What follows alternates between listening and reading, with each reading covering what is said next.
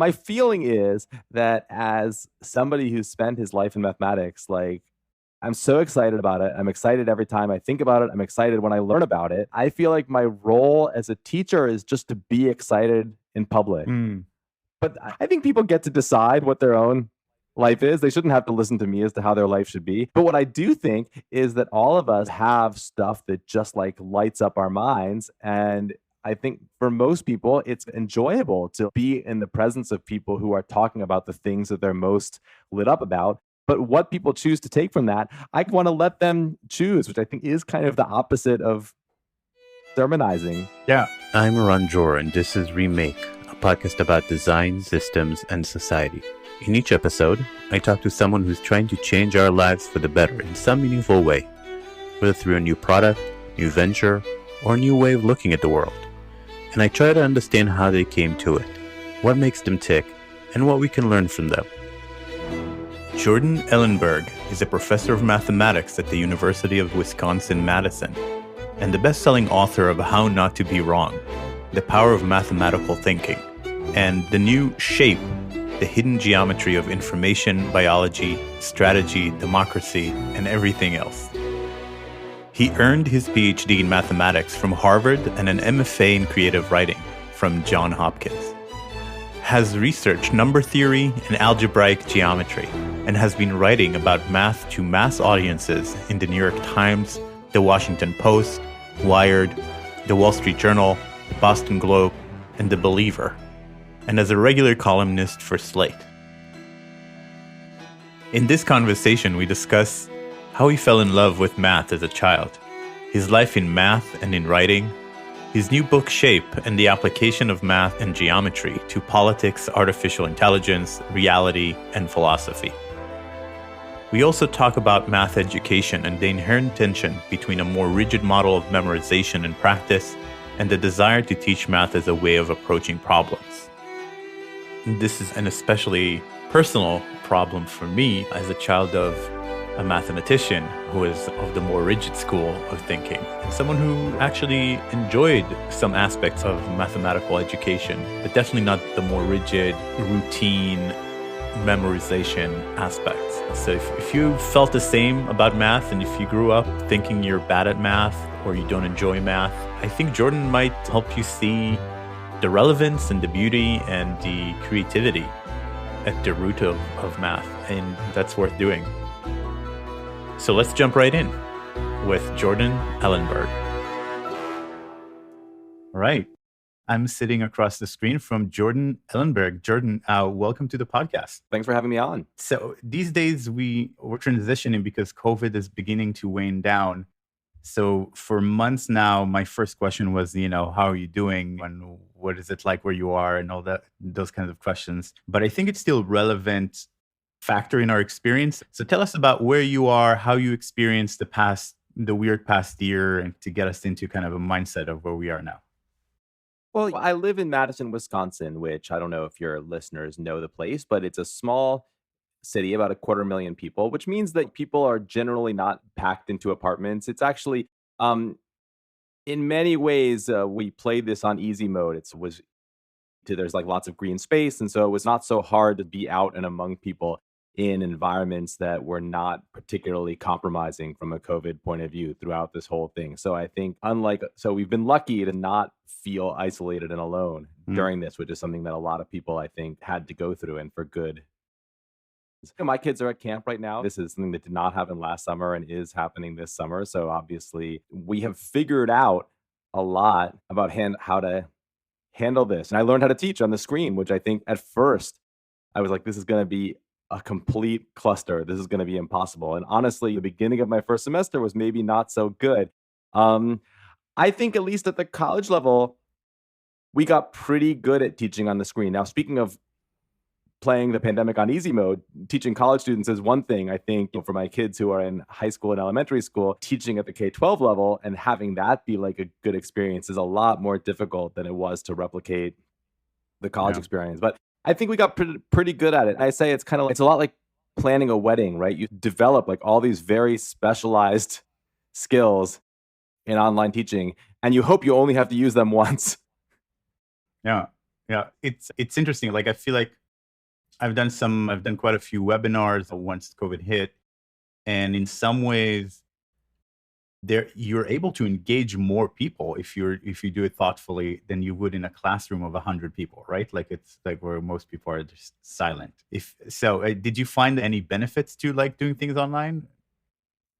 Yeah, some. I would say to that, I would say, first of all, there's always a curve where you can, in principle, engage more people, but maybe the average level of engagement is not as high. And so Mm, there's some kind of curve of like, where is the total amount of engagement maximized? But in class, what I found, and again, it probably took me most of a year to figure out how to manage this well. What I would love to see us find some way to bring into our physical teaching is the chat window. The chat window is mm, awesome. That's the best thing about online teaching because I think the biggest problem we have in the math classroom, and it's an interesting question whether they're the same in other kinds of classrooms, but for us, the biggest problem is the students are anxious about asking questions. If they're confused about something, it's very hard for that student to kind of reason. If I'm confused, there's probably 10 other kids who are confused. And so I should mm. probably ask. Kids are hesitant to halt the lecture and make everybody listen to their question. What if the question's stupid? Like, what if the question doesn't make sense? Whatever. And the bigger the class is, the more they feel like they can't impose their question on anybody else. So, what the text chat window allows you to do is it allows a student to type something in,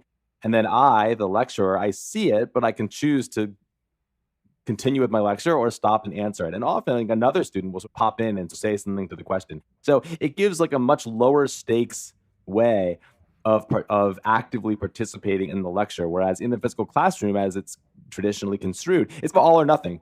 You're either going to Yeah, stop the whole class for like dozens and dozens of kids, or yeah. you're going to say nothing and just suck it up. And having this, I haven't figured it out. I don't know if you have any ideas. Do you teach? I don't know if Yeah, yeah. So I do a lot of design workshops and teach product design. And one of the things that I actually did in our last physical event before COVID was experiment exactly with that. This was in Tel Aviv, and everybody in Israel uses WhatsApp. It's a very popular chat app, like iMessage. But and what's I have cool Israeli is cousins. I know what it is.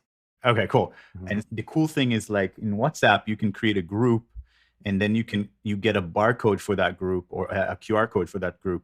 And so we literally in the beginning of the lecture put a QR code on the thing and say all the participation.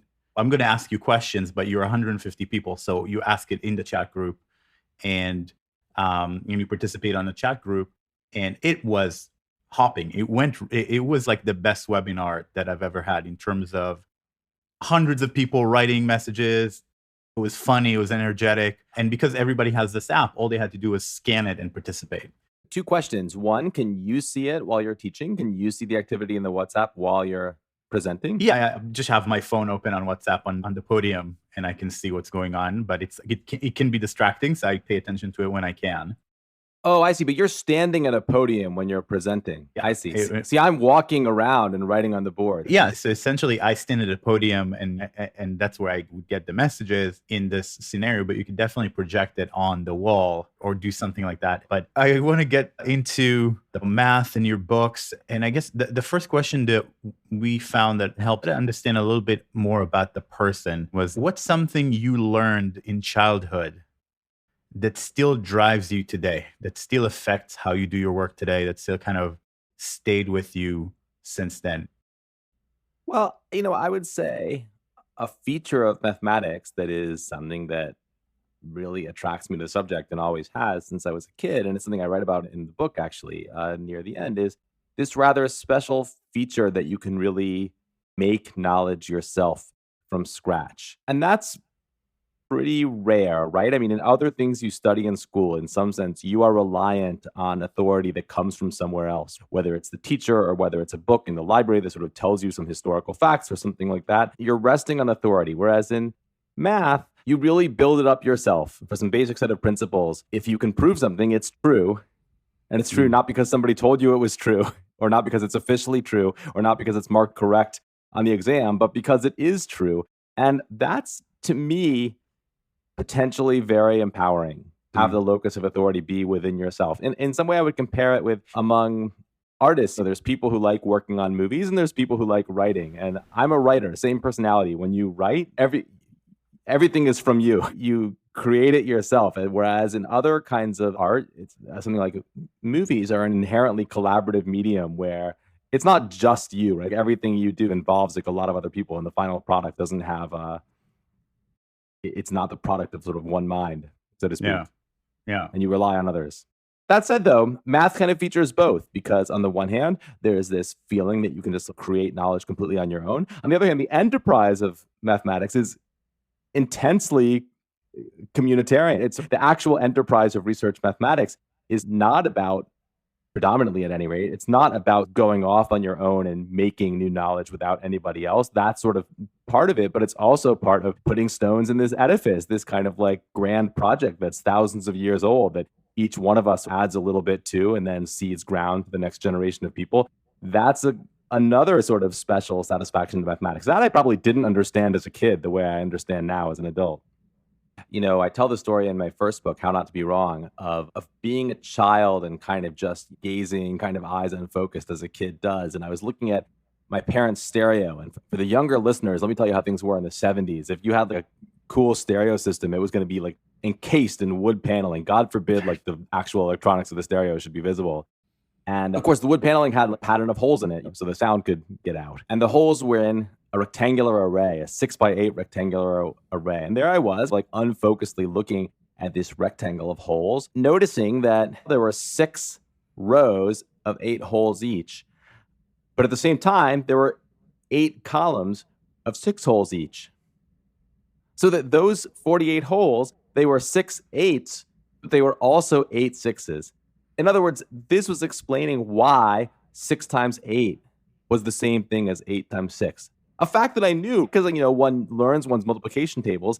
And I think most children who learn the multiplication tables quickly notice that there's this pattern that 6 times 8 is the same as 8 times 6, and 3 times 7 is the same as 7 times 3, and et cetera, et cetera.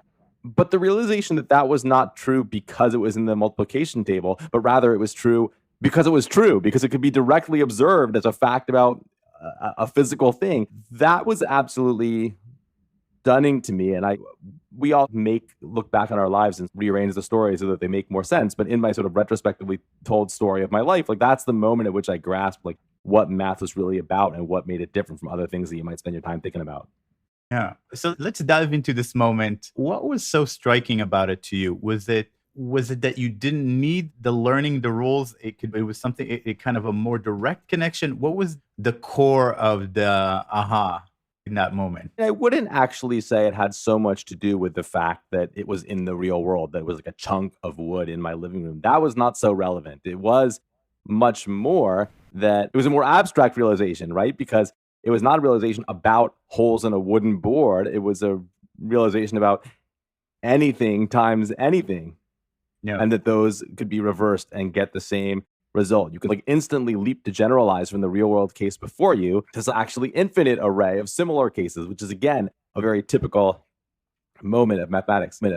Where the book ends, or almost ends, is with this poem by Rita Dove called Geometry. Rita Dove is a very famous poet, the former poet laureate of the United States. I didn't know that she wrote a poem called Geometry. I wouldn't put it in the book proposal if I'd known that, but I came across it while I was writing. And she writes about this very similar moment. Her poem Geometry starts, I prove a theorem and the house expands. I took that in a line as the title of the last chapter.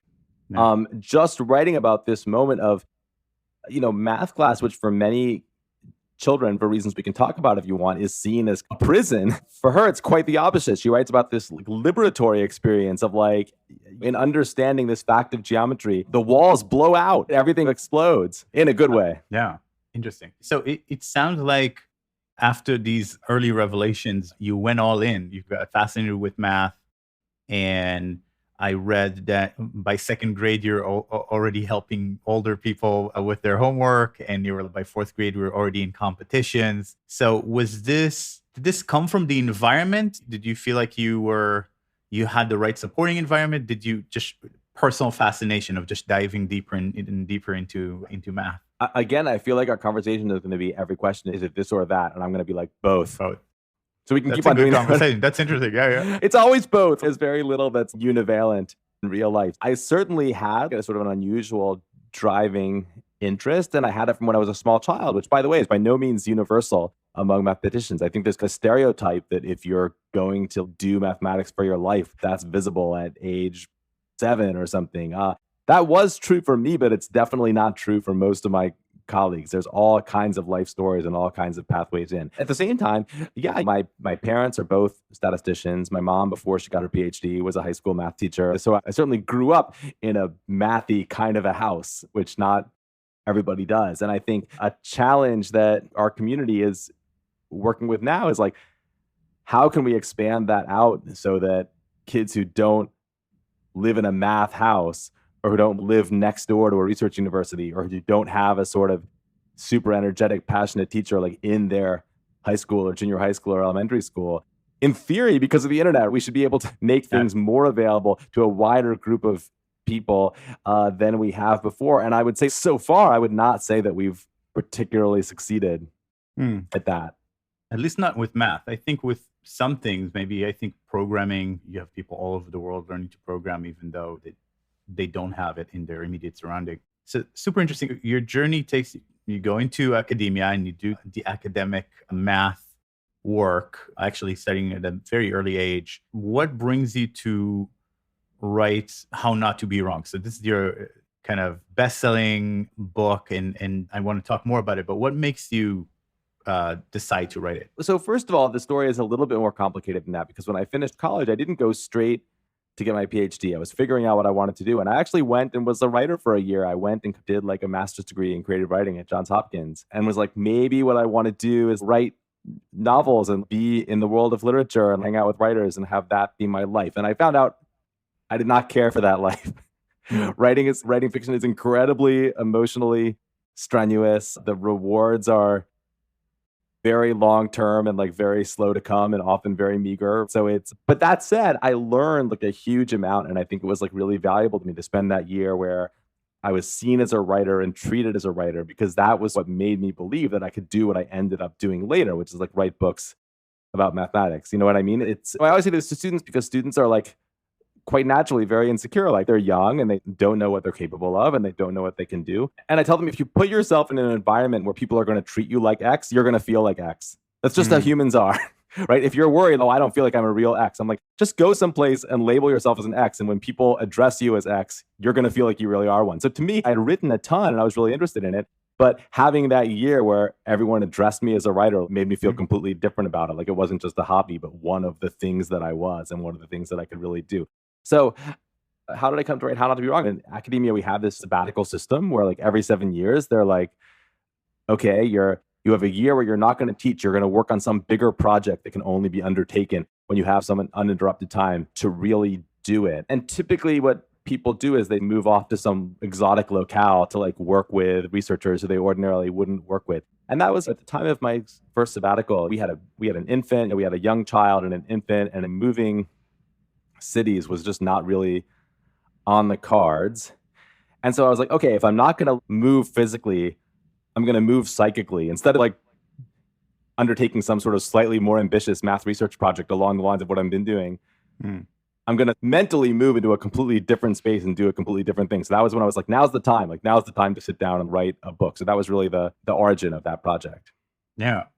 And I love that book. I love the title. And so the full title is How Not to Be Wrong, The Power of Mathematical Thinking. And I think you spend time fighting misconceptions or not fighting, but arguing against misconceptions and aversion that many people have against math. And I think in this audience, we have a lot of creative people. We have a lot of designers. Some of them the most math that they do is like calculating pixels and ratios and stuff. But what is your pitch for people in the creative fields, which you are part of too, in terms of learning to see the world in this way?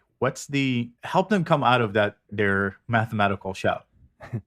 Well, one thing I would say is that actually people in design are perfectly well situated to appreciate this message, because I think probably there's a lot of designers who come in contact with people who are like, I don't care about design. Like, I just care if the thing works. And I think the response to that, tell me if I'm ventriloquizing your entire profession correctly, would be like, you know what? You probably care about design more than you think you do.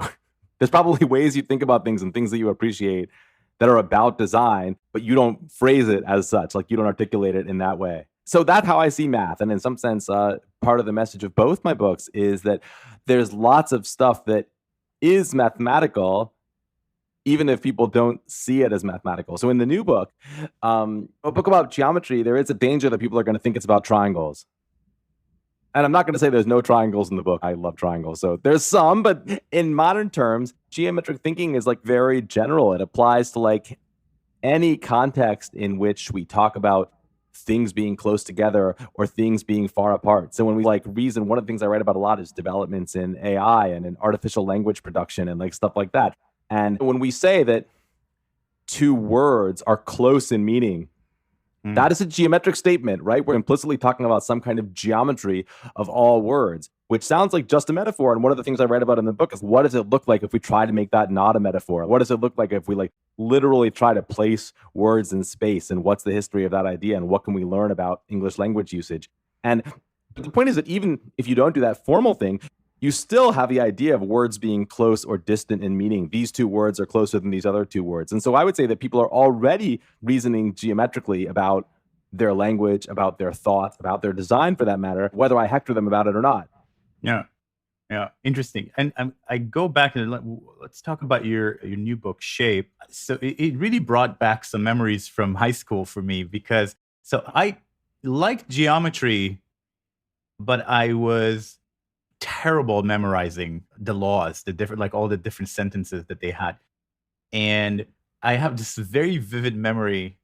We had this massive exam, and the geometry teacher comes in after the exam with holding my test, like my exam above her head into the room. And I'm like, what's going on? And she's like, Aaron's test is the weirdest thing I've ever seen. I gave you a challenge geometry problem that almost nobody solved, almost nobody proved. Aaron proved it, but because he didn't remember any of the sentences, he went back, way, way back and proved the whole thing. Now, because it took a long time, that's the only thing in the test that he actually got to. And so Aaron failed. but this, because I think it was like, to me, it was like, I love proving stuff. I hated memorizing stuff. And I think your book is about that, about how so one of the things you said is about turning Euclid into a museum piece. And you wrote this beautiful sentence that I love is, what we most admire is put in a box and made dull. So how do you think about how we teach geometry today and, how we should be teaching it? Yeah, it's a really interesting subject that I actually learned a lot about researching the book because, I have my own experience from being an American and going to American school in the 80s. And were you in Israel? Is this where you took this class or was that This here? is Israel. Okay. Yeah. And the teachers were all Russian for some reason. They're all like former USSR. Yes, really old. You can go back to the 19th century and there's like a figure in, now I forgot which George Eliot novel it is. I think it's The Mill on the Floss, where there's this sort of comic figure of an sort of somewhat evil like school teacher inflicting Euclid on the students. And in the old days, this is how it was. If you're like not happy with your kids' geometry education now, it used to be that people would just be asked to memorize and recite the statements of Euclid. That was the class, that if you can correctly recite from memory these propositions and their proofs, then you pass the class, which would not be even considered any part of pedagogy today. But yes, this kind of tension between, is the goal to know all the facts, or is the goal to develop the sort of mental habits and skills to reproduce those facts on your own? Those are both really valuable. And like what you did on that exam was awesome. But at the same time, there's a reason that your teacher might have wanted you to not do it that way, to have, well, I wouldn't say memorized, because when you say memorization, it sounds like very rote. I think what a teacher is typically aiming for is something more like what I would call fluency. So for instance, if you're learning a foreign language, you could say, oh, I don't memorizing like long lists of words. But when you're actually learning, if for instance, you go to that country and speak to people, it doesn't feel like memorization. Like you acquire fluency in a language by experience, and languages make sense. The things fit together and you learn things by context with other things. And it's not like memorizing nonsense syllables, because it makes sense and there's a structure. And geometry is much the same way. And in the same way as like you wouldn't say I've achieved competence in a language because I have a dictionary. I didn't memorize any words, but I can just look up each word I need. In the end, you can't read a novel. It would take too long and you wouldn't really be able to follow what's going on. You do need to actually, so I would say that somehow, again, it's a tall order, but what we really want to accomplish in a geometry classroom is, yes, for people to know all those propositions, but know them not because they memorize them by rote, but because they make sense and fit into a structure, and the student by experience like has some familiarity with that structure, and that makes it easier to know those things. But it's funny, like one thing I learned researching this is that we have this stereotype that like old-fashioned teaching is like more rigorous, but also more dull, and also more about memorization, but the students like really know anything. So one thing I found was this kind of like innovative geometry textbook called Inventional Geometry that was like, our approach is going to be the student should develop all the knowledge by themselves. The whole textbook is just like a list of problems that you're supposed to do in order and think about things. And we're not going to tell you anything. The student is going to generate this knowledge. And you read this and you're like, oh, wow, this is this kind of like loosey-goosey kind of new pedagogy. Like it's probably like, maybe it's from the 70s or maybe it's like new and I don't know, like it's innovative, but is it really going to work? These kind of newfangled things. Okay, this book is from 1860. So every argument that we have about how to teach, I got to say we've been having for a long time. We could go in a circle. I don't think there's that many like new ideas in how to do this. We have been having the same arguments again and again. And in the end, the answer is always going to be both, that students have to acquire fluency and know certain things, but also develop those mental skills and those habits of being able to do what you did, which is reproduce that stuff as needed because it actually makes sense. Yeah. That's interesting. What's your experience taking the test? I'm curious, like when you were taking that test and not doing any of the other questions and just focusing on this extra credit problem, do you remember what your emotional state was? I think I got really wrapped up in the problem, and only once I proved it, I realized I was running out of time. So I think I enjoyed solving that problem and then freaked out at the end, if I have to. To me, that's a win. You were in a state of flow, as they call it. You actually had a mathematical experience, which often like a student can go through a whole class without having. Yeah. And you failed, but you failed well. Exactly. I wish I had you as a teacher. I think that I was probably gettable as a student. I wasn't. My dad is a mathematician, so I had a little bit of a rebellion because he's a very old-fashioned teacher, and it was all about learning the rules. And he got really frustrated with me when I forgot like certain techniques, and so I think I kind of rebelled. But I think I was gettable. If someone like you came along and said, hey, this is like a language. You know how you're enjoying learning, new languages. Maybe try this. I think we'll probably be more versed in this stuff. This gives me a lot to say. I want to put you on the couch now, man, because now we're going deep. But so first of all, you got to read these Rita Dove poems. And she has another poem that I also quote in the book, which is literally exactly about what you just said. Her father was, I want to say, a chemical engineer. And she writes exactly about this experience of her father lovingly, but rather sternly drilling her in arithmetic in a way that he clearly meant for good ends, but which she did not experience as. It's a contrast with her geometry poem. There's a matched set. So definitely read her poem Flashcards, which is basically about you, although she doesn't know you. But it is. First of all, parents and children, it's a different relationship from teacher. I have the same thing with my own kids where I'm like, you'll listen to it from your math teacher. Like, why won't you listen to it from me? But it's different. It's emotionally fraught when it's your own child in a way that it's not with a teacher. The other thing I will say, and I probably you guys know this, is that, Russian math teachers are scary. Let's face it. Let's call it a spade. I remember when I was young learning from Misha Brin, who, if you know that name, that's Sergey Brin's dad, like the guy who founded Google. Like his dad is a kind of classic older Russian emigre math professor who I studied from when I was going to classes at the University of Maryland. And when I was a teenager, in Israel, you must meet a lot of Russians. For me as an American, that was like my first experience with the Russian math type. And I was in a state of abject terror like the entire time because these guys are very tough and they project a kind of no nonsense atmosphere, which it worked fine for me. It worked fine. I wasn't like overcome by my fear, but definitely it was bruising.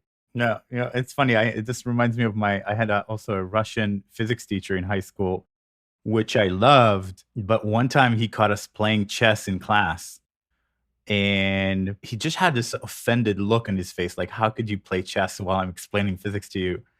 And I just remember like he kicked us out of the class, and I just remember feeling so bad. And then he came out and he was like, nah, like he was like, he forgave me.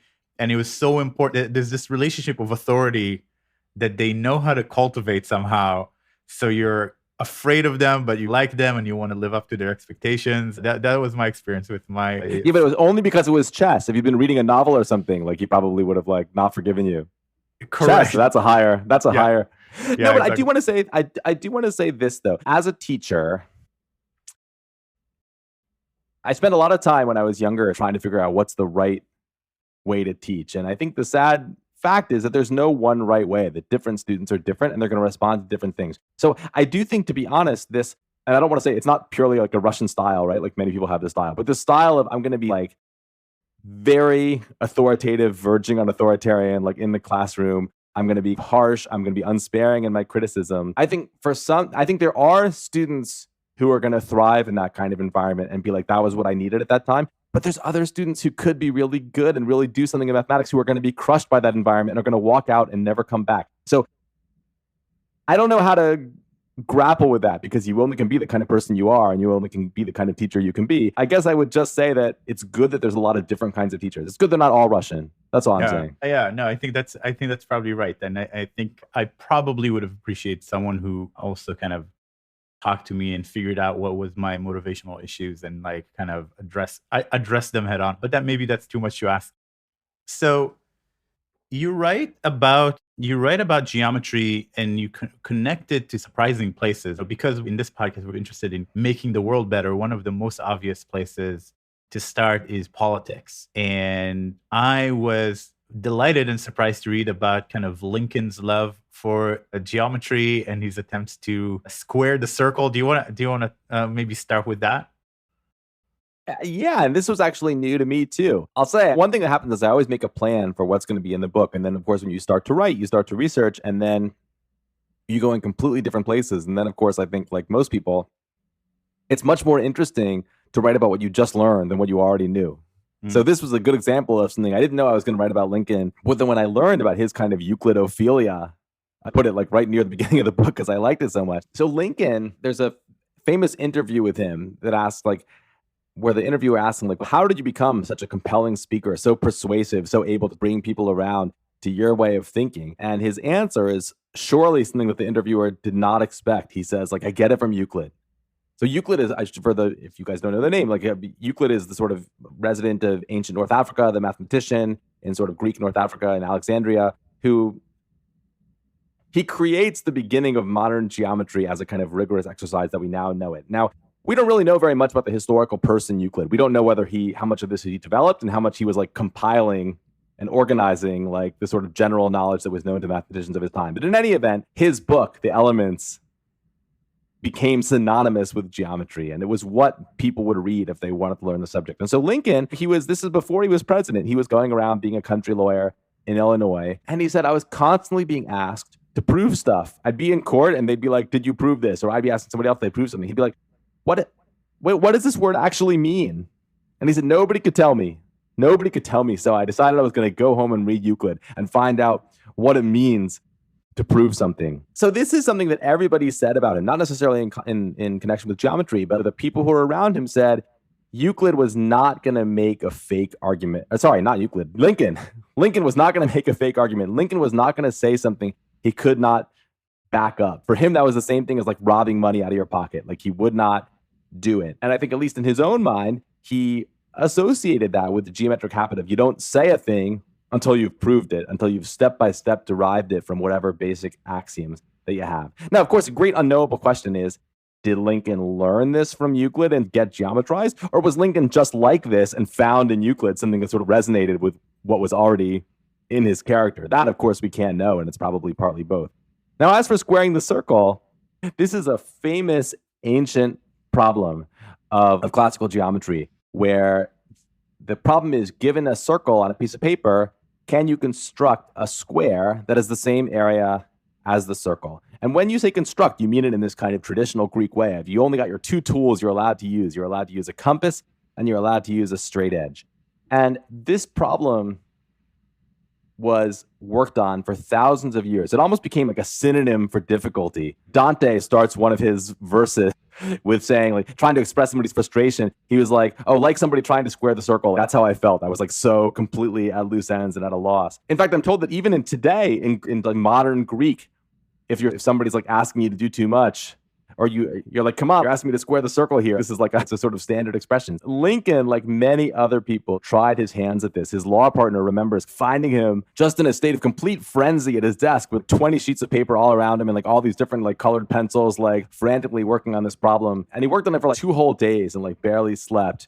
And then gave up. And then his partner said, we could tell he was a little sore about it. We could tell. We never brought it up again because we could tell he was like pretty disappointed. But what I think is great about Lincoln, like where he really comes off well for this, is that I love that he was ambitious enough to try it, even though centuries and centuries of people had failed.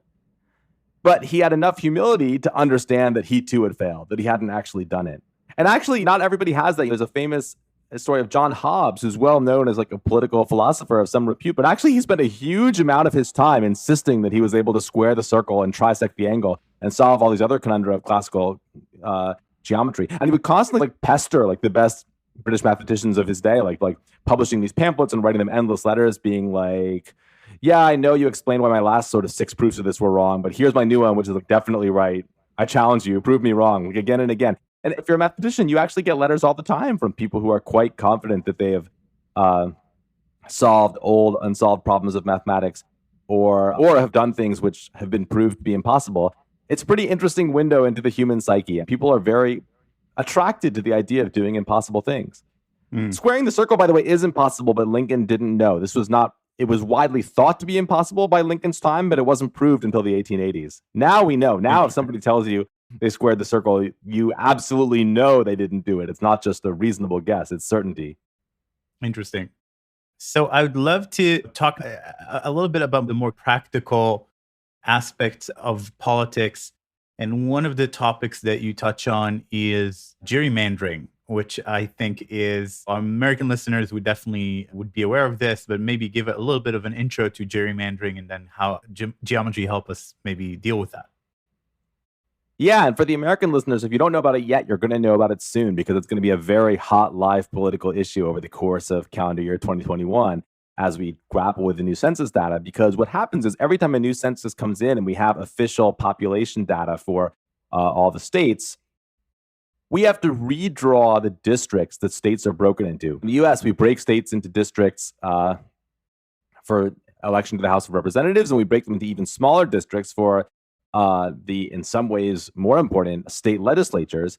And what we have come to know, especially over the last few decades, is that whoever has the power to draw those maps, to choose how the state is divided into pieces, actually has an immense amount of power over who gets elected to the legislature and who gets elected to Congress. You might think it wouldn't matter that much if a state has this percentage of Democrats and this percentage of Republicans. You might think, however you cut it, it's gonna amount to the same. It doesn't matter whether the line is like a little bit this way or a little bit that way. And that would be a perfectly reasonable guess, and it's empirically wrong.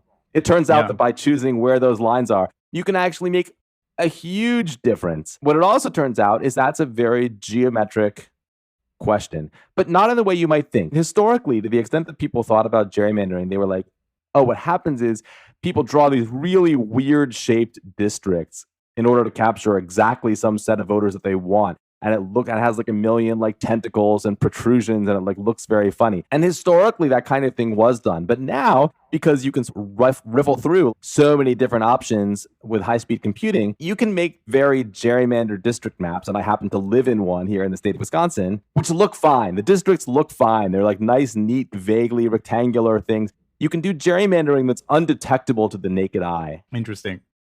I think it's important to give a little bit of a background. So the terms that I've heard is cracking and packing when it comes to gerrymandering. So maybe if you can explain what they actually do to essentially manipulate the election results based on these divisions into counties. I think that's...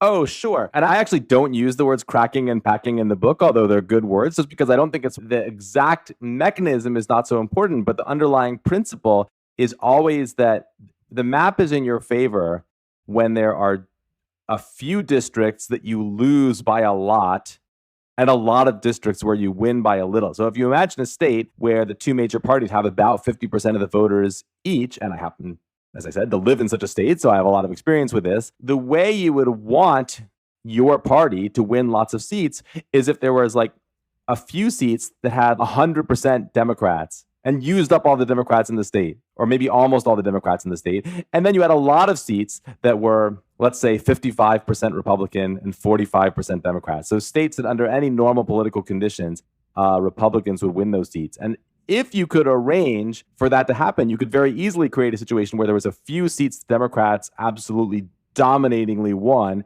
and many seats where Republicans won by modest margins, but margins big enough that they were not likely to be overtaken by political events. And if you can draw the districts that way, it's a little bit of a cartoon, but it's not so different from what we actually have. You can create a situation where even though the state as a whole is rather swingy, like sometimes Republicans win the presidency here, sometimes Democrats win, sometimes Republicans win the governorship, sometimes Democrats win at the statewide level, there's all kinds of swings. Nonetheless, under the current map, the state legislature is essentially irrevocably in Republican hands. I would take a sort of complete political earthquake for Democrats to be competitive to get a majority in the state legislature. And that's a result of the way that the maps are drawn. Interesting. And so how can geometry help us counter that? So yeah, if it's not the geometry of the district itself, if it's not the shape of the district, what is it? What you have to do is, and this is a move that is made again and again in the book, and it's so characteristic of modern math, it's you pass from the sort of more simple geometry to a higher and more abstract geometry. And in this case, it's the geometry of the space of all possible ways to break the state up into districts. That is a huge space.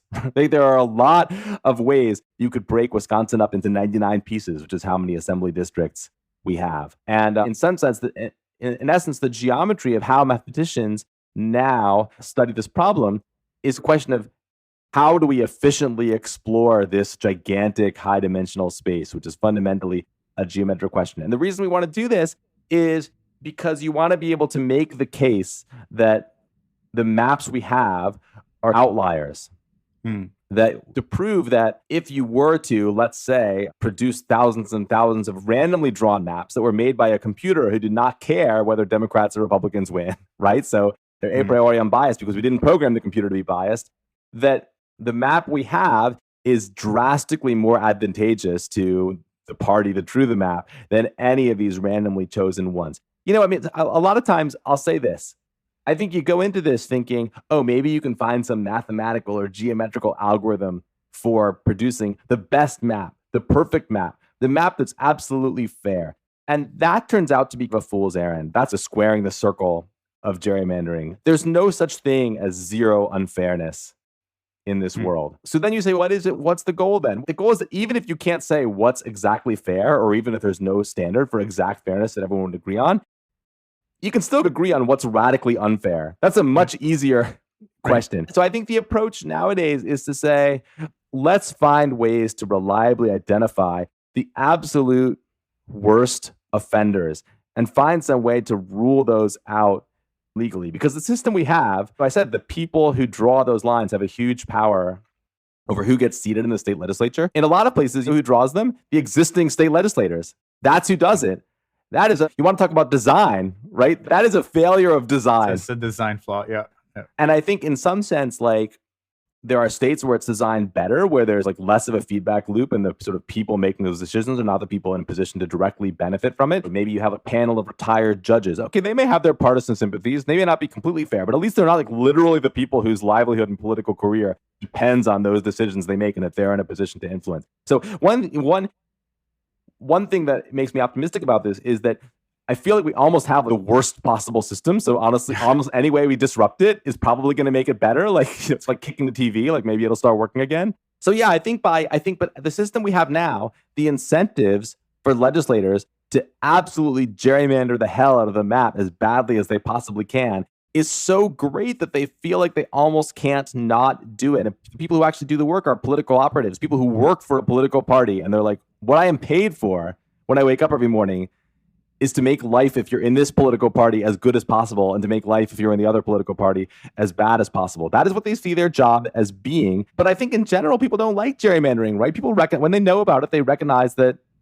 it's dirty. And so I think if we can reduce the incentives, if we can say, okay, you can still gerrymander, but not so much, I think that opens up political space for people to compromise and maybe move to a better design. And I think that if we could legally constrain the very worst offenses and make the incentives for doing it not so great, what I say in the book is, if you don't want people to shoplift, maybe don't leave the open jar of candy like right next to the door of the store. Like, just put it somewhere else so it's not so easy. Yeah. I don't know. One thing we argue about in America a lot is this issue of, and this came up in the Supreme Court case about this, is this question of proportional representation. So I'm curious what you think as an Israeli, which has a completely different system from ours, where there are no geographic districts and parties are represented in Knesset in proportion to their proportion to the vote past the threshold. I always say to Americans who are like, why don't we just have proportional representation? Wouldn't everything like work and be fair? I say, like, how much do you know about Israeli politics? Exactly. But I'm curious to know, as someone with experience in both systems, do you feel like one system is clearly superior to the other, or do you feel like they both have super big design flaws and structural problems? Yeah. Which is how I've come to feel. It's interesting. There's definitely some benefits to a more representative parliamentary democracy. One is things change very rapidly. So if there's a new priority or people are beginning to come to a new way of thinking about something, the next elections, there'll be a party that's the core message and you can vote for it. And we've had like parties form and get tremendous amount of power in a matter of months. So because it's a charismatic person who got some really high quality people that everybody trusts, and they have this new brand, this new message. And this is like last elections, it was like blue and white, Kahol Lavan. They almost beat out Netanyahu, and they were a brand new party. They were created right before the election, and with a new like statement of principle. You can download the document of their policy statements, and so it's really refreshing and it's really dynamic, and you are much more likely to find people that you support or parties that you support because there's so many. And it also benefits intelligence in the leaders, not necessarily good morals, but because you have to form these sophisticated coalitions with many different parties, the people who end up at the top are people who are good at bringing people together and finding compromises and getting things to work. So from that perspective, it's very good. From another perspective, the one thing that I envy about American politics is there's this very strong pull to the center, because there's only two parties, and each of them has to find appeal to a very broad, large swath of the population.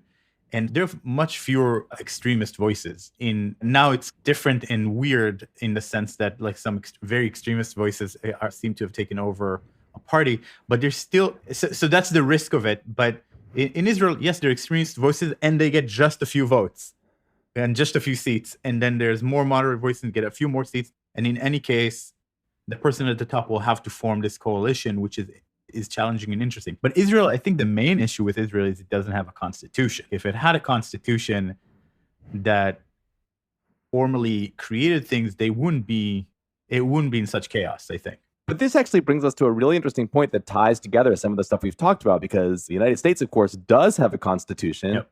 And so you might think, oh, great, so the ground rules are set. No, they're completely not. And I think we live in a world where there's a kind of fiction that the Constitution is like the axioms of Euclid. Like, it tells you the rules, and then you can derive everything from that. And if you're a mathematician and you say, I'm just going to look at the Constitution or a state constitution and figure out what's allowed and what's not, guess what? It's not like Euclid. It is not, in fact, like a set of axioms from which you can rigorously derive what the answers are to all questions. Right. That's why we have judges, and Israel has a Supreme Court too. But in some sense, I think our courts are more like the Israel Supreme Court than they want to admit that they are, right? Sort of, we have a written constitution, and so the judges have to claim that they're deriving everything from the principles enshrined in the Constitution. But one thing I learned from the great legal scholar Richard Posner is that the cases where you can figure out what the answer is from the Constitution, they don't get to the Supreme Courts, because those are like pretty easy. They're like settled by a unanimous decision lower down. If a case comes to a high court, a state Supreme Court or the U.S. Supreme Court, and it's the subject of great division, it's because the Constitution actually doesn't have the answer to that question. It reminds me a little bit, if we're just going to like go totally Jewish on this podcast, how people see the Torah, right? If you like read the Talmudic scholars, they are constrained to say the answer has to be somewhere in the Torah. Correct. Yeah. Because that's the rule, right? So whatever conclusion we come to, we can't just say we decided what was best. We have to find textual support. And not to get controversial, but like that's like a little bit of a fiction, right? It's not, you can't deductively derive everything from either the US Constitution or the Torah, full of wisdom as both of those documents are. Like if it's true that all answers can be found there, they're found there by some process that's more loose than creative, pure deduction. Yeah. And in fact, I end the book, I said I ended the book on Rita Dove's poem about geometry, but I really ended by combining that poem with this Talmudic story of the oven of Achnai. I don't know if you know this story or not, but it's this famous story where a bunch of rabbis are arguing about some incredibly fine point of kashrut, as rabbis do. Sorry, the laws of dietary purity. One rabbi is arguing alone. All the other rabbis agree except one. One rabbi is alone. And he's saying, look, if I'm right and you're wrong, let the trees show it. And like the trees like jump out of their roots. Like they just jump right out of the ground. And like all the rabbis are like, okay, so who cares what the tree says? Like we stand by our position. Okay, if I'm right and you're wrong, let the river show it. And the river sort of changes its direction right when he's standing there. And the other rabbis are like, who cares? Like we already discussed this. We came to a vote and like you lost. So finally, he's really mad. He says, okay, if I'm right and you're wrong, let God show it. And God comes down from heaven and says, okay, look, like, he's right and you all are wrong about this. And the other rabbis are like, okay, like, who cares? Like the Torah is not in heaven. Like the Torah is down here. We have a system, and the system is we have a vote and we read the text and figure out who wins. So they ignore God literally coming down and saying like this one lone rabbi is. And the end of this story, this very famous Talmudic moment, is that then what happens? Then God laughs. God is like absolutely delighted by this development. And he says, my children have defeated me. My children have defeated me. And he disappears. What an incredible moment.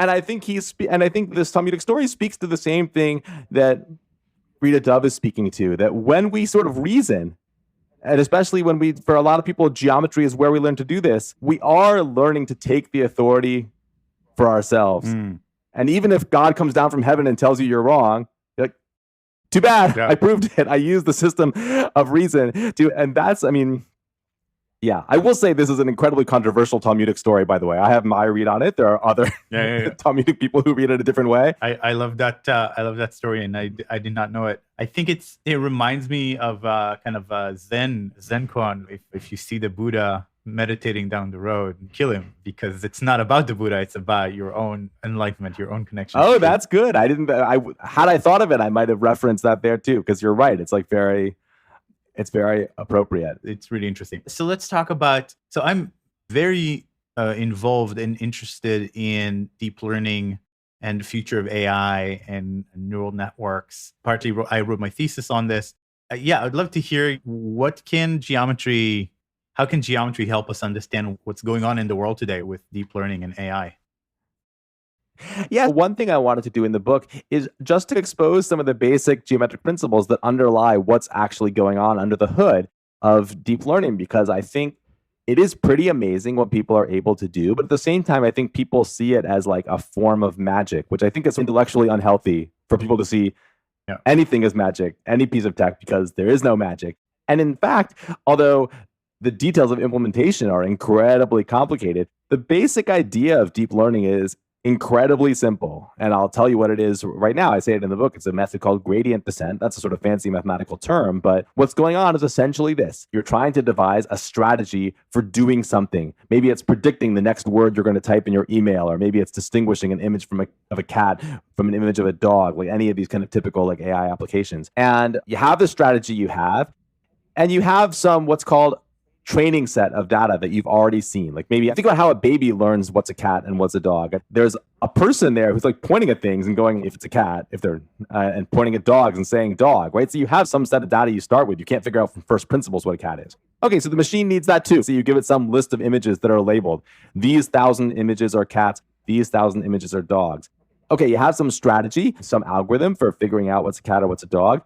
Maybe you choose it completely at random, which seems like a crazy thing to do, but do that and test it on the cats and dogs that you've been given. Probably doesn't work too well. Okay, so now You simply do this. You say, what are all the little ways that I could modify my strategy?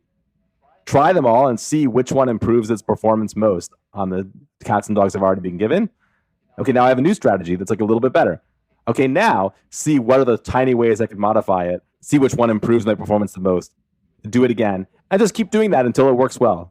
That, like, literally, that's all it is. And what I compare it to, the metaphor I use in the book, is that it's if you were trying to climb a mountain, but the landscape you were in was like very dense in vegetation, and there was like lots of tall trees, and you couldn't see which way the peak was.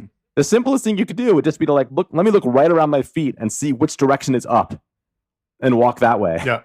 And then having taken a couple steps, reassess, see which direction is up from where I am now and walk that way. That's very simple-minded, but it actually works pretty well. And literally every single ultra hardcore AI system on the planet is basically running that process. That is what it is doing. Except that, of course, instead of walking around a landscape, a sort of a three-dimensional landscape, it's exploring some ultra high dimensional landscape of possible strategies. This is, again, when I said that this happens in the book a lot. We study these higher geometries. But GPT-3, this like very cool device that produces artificial English text, which I love playing with it. I don't know if you've played with this one. Yeah, it seems crazy powerful. I haven't played with it directly, but I played with some implementations of it. It seems crazy powerful in some ways. Me too, just the implementations, yeah. It is searching 175 billion dimensional landscape of possible text-producing strategies, constantly improving itself and seeing what's works best. But the way it searches is in this very simple-minded way of saying which of the many small tweaks I could make,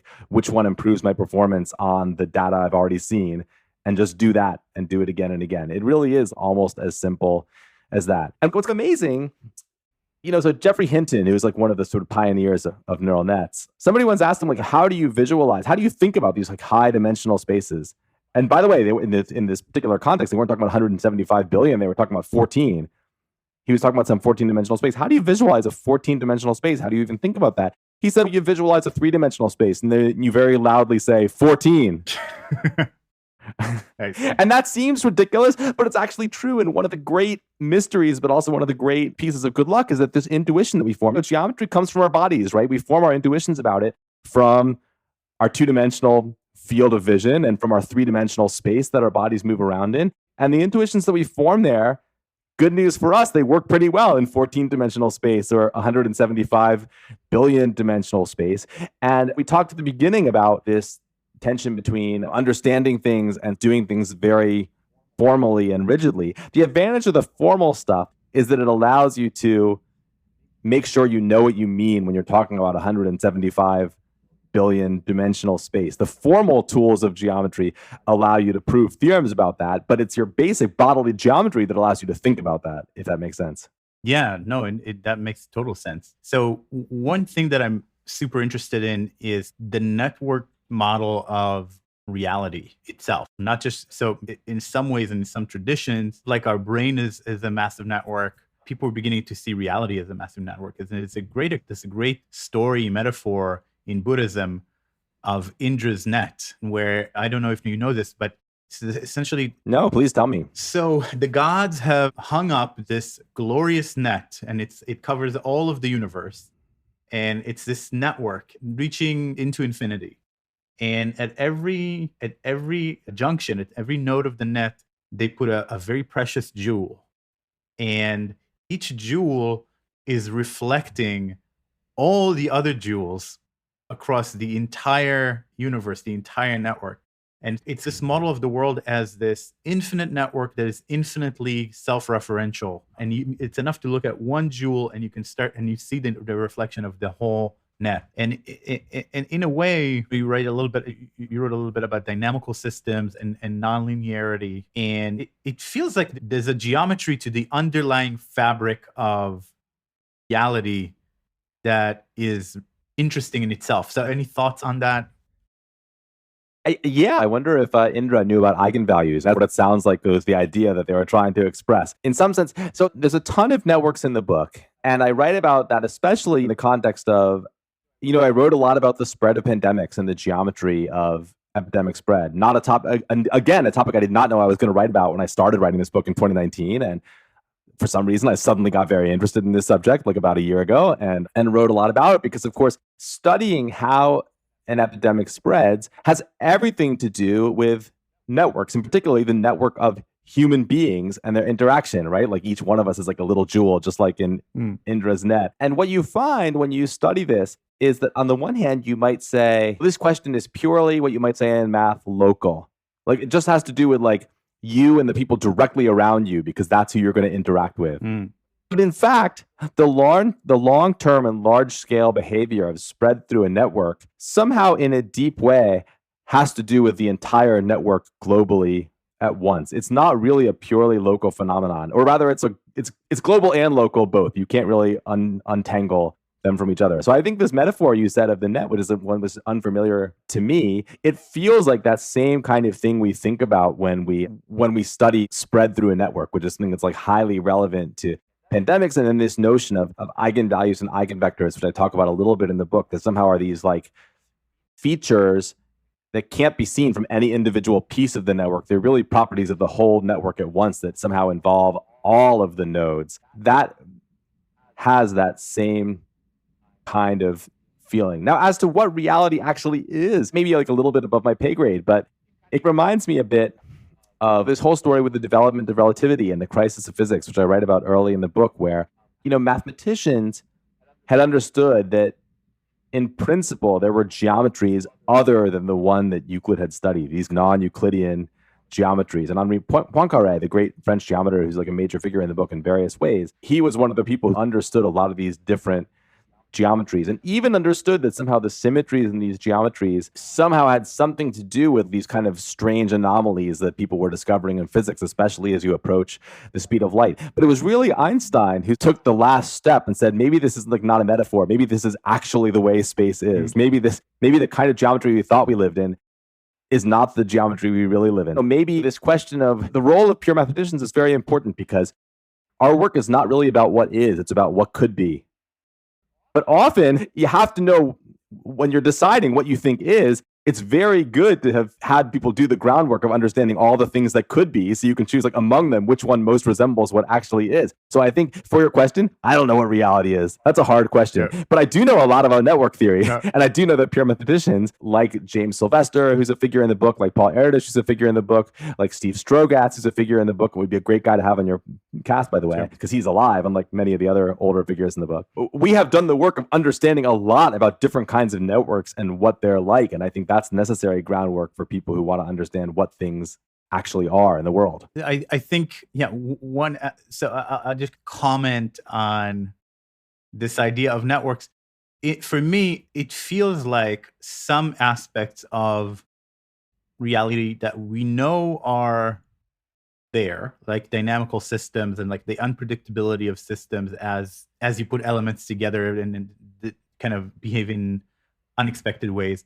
And the aspects of nonlinearity, a lot of them might be pointing us to a direction of a more interdependent, networked model for things. Like, and one of the interesting things in complex systems is arbitrarily draw the border around them, but they're actually always part of a bigger system, right? Or they're you're gerrymandering reality, man. Exactly. And I find that fascinating. One topic. The thing is, though, that I think chaotic dynamics and nonlinearity, those are also properties of very simple systems. That's the thing. I wouldn't say that the fact that things are like frequently chaotic, and Poincaré sort of discovers chaotic dynamics just by thinking about like a universe where there's literally only 3 things in it. Yeah.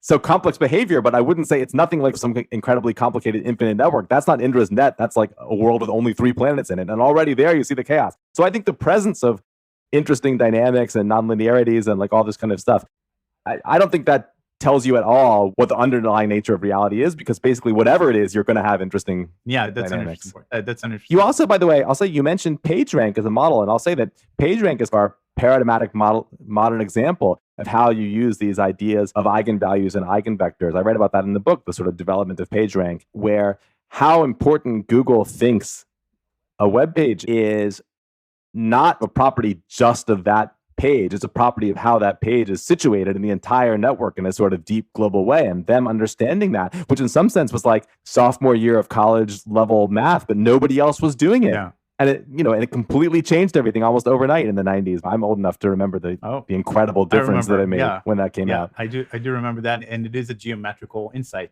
that kind of steps out of the world of content into looking into, wait, content, it lives in context, and we Yes. can conjecture about the importance of something based on where it's embedded. It's super, super interesting. I want to be mindful of your time.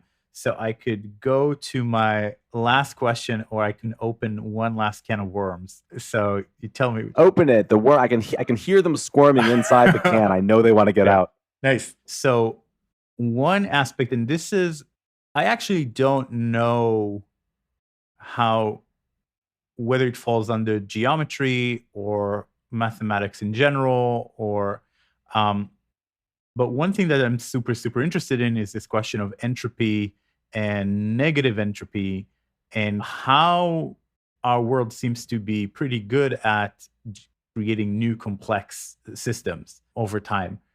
And so, I wonder if you dove into that, and your thoughts about how mathematics can inform that conversation. Because I think a lot of people, like the person who wrote Big History, a lot of people at Yuval Noah Harari are starting to are seeing this, I don't know, creative aspect of existence as something very meaningful and very that kind of forms our whole history. Yeah, so this is very hard, right? And I am not a physicist, and yet you can't write about this stuff without getting into physics. So I wrote a little bit about entropy in the book, and I hope people will feel like the true physicists will feel like I did an okay job. But part of the crisis of physics that happens in the beginning of the 20th century, and Poincaré writes about this quite movingly, is like people were really trying to grapple with, are the laws or are they statistical laws? Are they tendencies?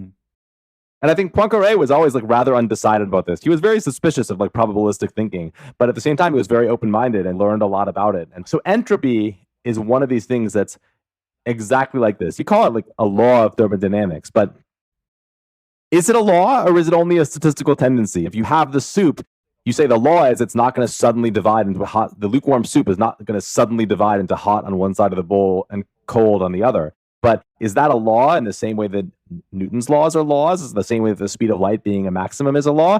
Or is it a statistical law where what we're really saying is it's very unlikely that the soup would separate itself in this way? It's just something that it's so unlikely that we shouldn't be surprised that no human has ever seen it happen. So I think that in very loosely speaking, and I say it somewhat more carefully, but honestly not very precisely in the book either, one way of thinking about entropy is just to say that there's more states that we tend to see as disordered than ordered. And so if states are in a random state, we're more likely to see a disordered one. This sort of phenomenon that if you have a headphone cord in your pocket, it's going to tangle up. But that's not because there's some law that tangledness must increase. It's because the forces that it undergoes in your pocket are essentially random, and it moves into a random configuration, and all the possible configurations the cord can be in. There's way more tangled ones than there are untangled ones. And so tangled is more likely. I think that's that.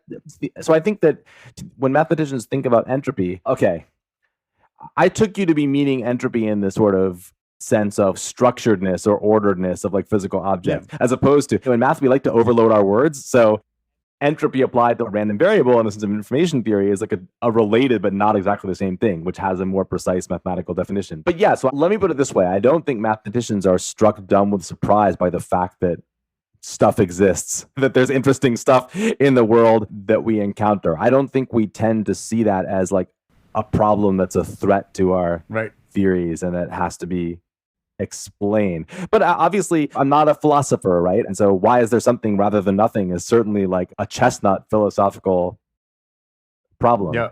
Yeah. Interesting. So I have this kind of closing question that I like to ask these days. And so in his TED Talk, Alain de Botton, who's a philosopher, and bon vivant. Yeah, exactly. Writes about the difference between a lecture and a sermon. And he says a lecture is trying to give you a little bit of information, and a sermon is urgently trying to change your life. And so my question to you is, if I gave you like a stage for a short sermon, something that you think has the potential to change people's lives, what would it be? God, is it optional? Sermonizing is so not my thing. I feel like as a teacher, lecturing is not so much my thing. What my feeling is that as somebody who's spent his life in mathematics, like I'm so excited about it. I'm excited every time I think about it. I'm excited when I learn about it. I feel like my role as a teacher is just to be excited in public. Hmm.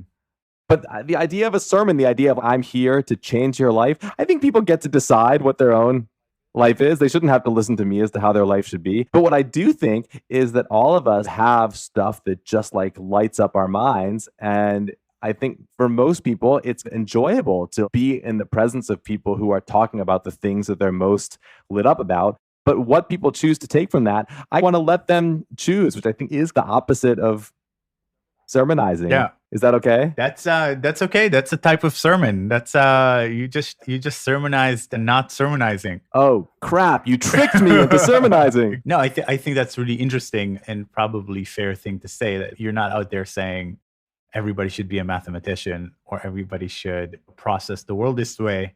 You're just trying to get them excited. Yeah, and maybe to some extent, I'm trying to say, here's the incredible reach of this subject as I see it. So maybe ask yourself whether some of this resonates with stuff that you are already thinking about, stuff that you maybe didn't call mathematics or didn't call geometry. But hey, if this resonates you, maybe you are doing more math than you think. In the same way that Abraham Lincoln saw Euclid and was like, wow, I'm more interested in this than I knew I was. This resonates with something that's already in me. I hope that is true for a lot of people. And just from what people have told me about reading my books, I think that is true for a lot of people. Oh, well, thank you so much, Jordan. This was an enlightening, interesting, fun conversation. Yeah, we went to a lot of places. Yep, we did. So have a great rest of the day, and thank you so much. All right, that's it for today. If you enjoyed the podcast and would like to support it, please consider writing a 5-star review in Apple's podcast app or wherever you're listening. It helps many more people discover the podcast and also makes us feel good. Current support for the podcast comes from my own design company, Remake Labs.